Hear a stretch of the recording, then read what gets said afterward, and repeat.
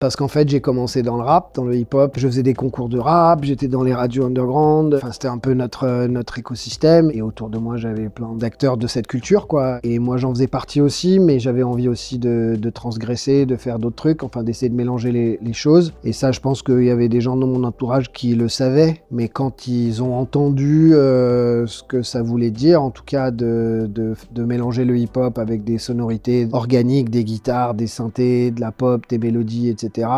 Pour eux, ils trouvaient que je faisais un écart trop important. Je pense que c'est plus eux qui assumaient moins que moi. Et donc, ils sont restés là où ils étaient. Tu te faisais insulter en fin de concert? Ouais, c'est la culture hip-hop qui veut ça, mais encore une fois, ça a beaucoup changé aujourd'hui. À l'époque, je me permettais des libertés peut-être que les autres osaient pas prendre. On parle vraiment d'un tout petit nombre de personnes, mais qui prenaient ça presque un peu comme une agression, une offense. Et donc, oui, ça pouvait arriver qu'il y avait des haters qui se montraient peut-être un peu plus virulents à mon égard qu'à l'égard d'autres artistes qu'ils appréciaient moins. Et donc, ça nous a valu quelques échauffourées, mais rien de très grave.